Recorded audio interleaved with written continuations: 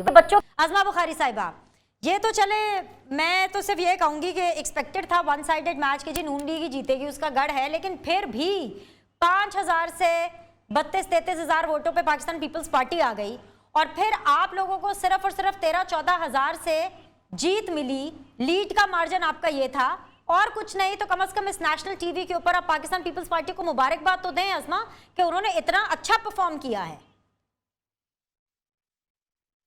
बिल्कुल बिनिश, अगर तो वो तमाम वीडियोस जो एक नहीं 11 वीडियोस जो पैसों की लेन देन की थी और वो ना आई होती और पूरे हलके में बल्कि पूरे लाहौर में ज़बान ज़दियाम ना होता कि वहां पर उस हलके में क्या हो रहा था, मैं बिल्कुल मुबारकबाद देती। और हमने बेस्ट विशेस का हमेशा, मैंने तो खास तौर पर हमेशा इजहार किया कि हम चाहते हैं कि पीपल्स पार्टी जैसी जमात को फील्ड में रहना चाहिए।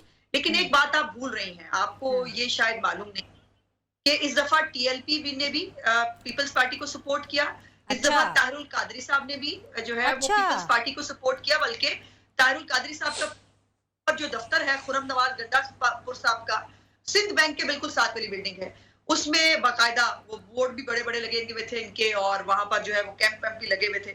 और उसके बाद जो है वो मजलिस वहदत मुस्लिमीन और बहुत सारी छोटी बड़ी पार्टियां जो हैं उन्होंने पीपल्स पार्टी को सपोर्ट किया। पहली बात देखिए, कहने को तो मैं कह सकती हूँ कि मैं भी अमेरिका की सदर बनना चाहती हूँ, तो कहने में क्या हर्ज है, मुझे मतलब मेरी ख्वाहिश है, उसका एहतराम होना चाहिए। लेकिन बात यह है कि 2008 की भी जो बात की है धामरा भाई ने, उसके अंदर भी जो जब पीपल्स पार्टी गवर्नमेंट में भी आई थी तब भी पंजाब के अंदर पीपल्स पार्टी को नहीं मिल सकी थी अपनी फेडरल गवर्नमेंट के बावजूद। तो ये भी एक फैक्ट है और इसलिए ये इन तमाम चीजों को मद्देनजर रख के मैं समझती हूँ हमारी गलती, मैं बिल्कुल उसका एतराफ करना चाहती हूँ, हमारी गलती है कि हमने शायद हम अपने वोटर को उससे नहीं निकाल सके। जाहिर है हर वोटर इस वक्त जो है वो अपनी रोटी की तलाश में है, वो जो है वो अपने लिए रोटी जो है वो तलाश करे या लाइनों में खड़े होकर वोट डाले, जो हुकूमत ने हाल कर दिया है इस वक्त आम आदमी का, उसमें वो बेचारा रोटी के लिए भागा फिर रहा है और उसने वो नहीं किया। लेकिन ये थोड़ा सा आप भी अपने स्टेटिस्टिक्स देख लीजिए, पिलडेट ने भी आज एक जारी की है रिपोर्ट, जिसमें जब टर्न आउट पिछली दफा 52% था तो हमने 47% वोट लिए थे बीनिश बीबी, और इस दफा जब टर्न आउट जो है वो 18.56% है तो हमने 58% वोट लिए हैं। और इस बात को जरा मद्देनजर रखा जाए कि जितना भी टर्न आउट है उसमें भी हमारे वोट बैंक में इजाफा हुआ है, लेकिन यकीनन ज्यादा तादाद में वोटर्स को बाहर निकलना चाहिए था। लेकिन मैं समझ सकती हूँ, मैंने वो एक क्लिप देखा, एक बात सिर्फ कर दूं, मैंने जी जिसमें वो कह रहा है कि मेरी माँ की मुझे दवाई लानी थी और मेरे पास पैसे नहीं थे तो मुझे जो है वो अपने वोट का सौदा भी करना पड़ा।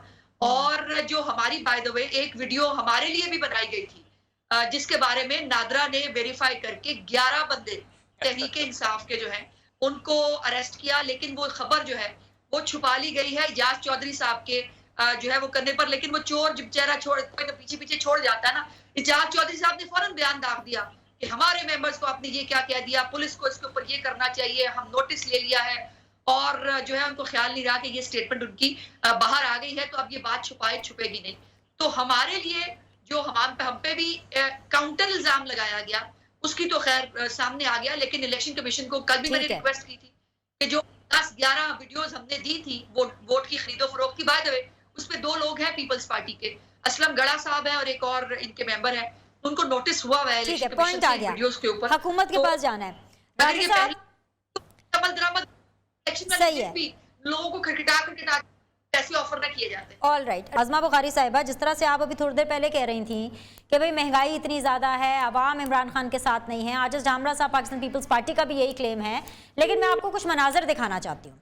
मनाजिर हैं ये कामयाब जवान प्रोग्राम के, एक स्पोर्ट्स कॉम्प्लेक्स इस्लामाबाद के अंदर ये लोग हैं कि इतने ज़्यादा लोग, यही तो वो आवाम है जिन्होंने शायद वोट डालने हैं आइंदा इंतखाबात में। तो ये आप अपनी गलतफहमी निकाल दीजिए कि इमरान खान या पाकिस्तान तहरीके इंसाफ के साथ आवाम नहीं है, ये आवाम ही तो है। कोई इसकी तशहीर नहीं की गई, कोई बहुत ज़्यादा इसकी पब्लिसिटी नहीं की गई मेन स्ट्रीम मीडिया के ऊपर, लेकिन इसके बावजूद सिर्फ ये मालूम चला कि आज वज़ीर आज़म इमरान खान ने वहाँ आना है और आप ये देखिए कि स्पोर्ट्स कॉम्प्लेक्स खचाखच भरा हुआ है।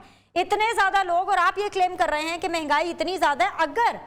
अगर इमरान खान ने महंगाई को कंट्रोल कर लिया तो वो जो आपका लॉन्ग मार्च, जो कि अब महंगाई मार्च में तब्दील हो चुका है, जो कि 23 मार्च को होना है, उसका क्या बनेगा? फिर आप आवाम को क्या बेचेंगे? आजमा बुखारी साहिबा। देखिए बिनेश, एक तो मेरा ख्याल है कि आप सिर्फ इमरान खान साहब के खुद के स्टेटमेंट्स निकाल के देख लें जो वो फरमाया करते थे, और ये कि हुकूमत में लोग कैसे इकट्ठे किए, ये उनका ही फिनोमेना होता था। और दूसरी बात यह है, कामयाब जवान प्रोग्राम क्या है मालूम है ना आपको, जहां पर लाखों रुपए जो है वो ऑफर किए जाते हैं यंगस्टर्स को मुख्तलिफ प्रोग्राम्स के लिए, और ये तमाम वो लोग हैं जिन्होंने अप्लाई किया था, ये तमाम वो लोग हैं जिनको जो है ये कह के बुलाया गया कि आपकी रजिस्ट्रेशन है इस प्रोग्राम के अंदर और आपको यहाँ आना है।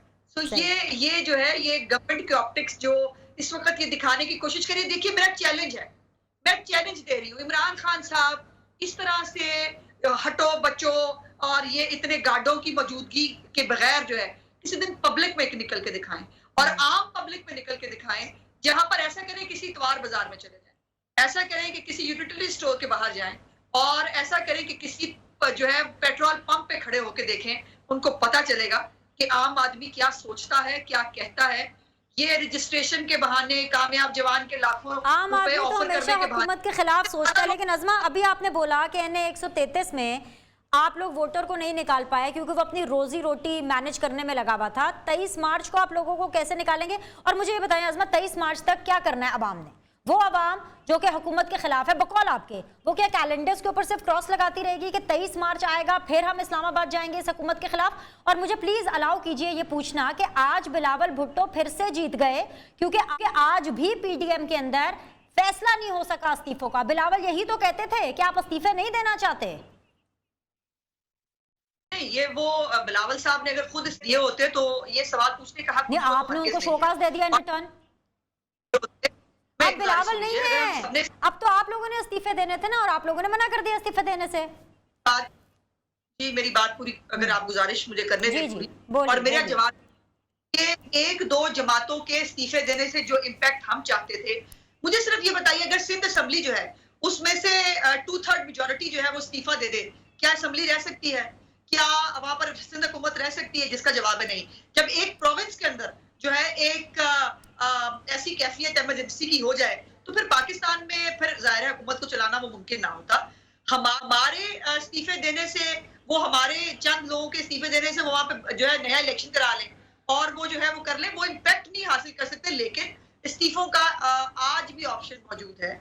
जहां तक आपकी बात है कि हमने 23 तक को घर नहीं बैठ जाना है, बीनिश भी मुख्तलिफ इवेंट्स जो है इससे पहले होते रहेंगे, और जो अब प्रोविंशियल लेवल के ऊपर जो है मुख्तलिफ प्रोग्राम्स की, और उसकी जो है ये हम आज से नहीं है, आपकी इतला के लिए हम अक्टूबर से जो है ऑलरेडी ये महंगाई के हवाले से अपनी रैलियां भी, अपने मार्च भी वो कर रहे हैं। पीपल्स पार्टी अपने तौर पे कर रही है। तो ये कहना नामुनासिब होगा कि जी हमको घर बैठ जाएंगे या हमें घर बैठना चाहिए। जो दूसरा आखिरी आपका जो क्वेश्चन था वो ये है कि हमने PDM के अंदर जो है वो किस वक्त कहाँ क्या फैसला करना है, ये PDM ने डिसाइड करना है। अगर तो तमाम अपोजिशन पार्टीज, आइडियल सिचुएशन थी, अपोजिशन पार्टीज इकट्ठी होती, हर जगह से इस्तीफे दे दिए जाते, फिर ये हुकूमत 400 बाई इलेक्शन नहीं करा सकती थी। मुमकिन नहीं था 400 बाई इलेक्शन कराना, लेकिन वो यही तो चाहते हैं। डिवाइड एंड रूल ही तो है, और डिवाइड कामयाब रही है, और पता नहीं PTI रही है या उनके कुछ चाहने वाले रहे हैं, पर डिवाइड कामयाब रहे हैं। ठीक है, आज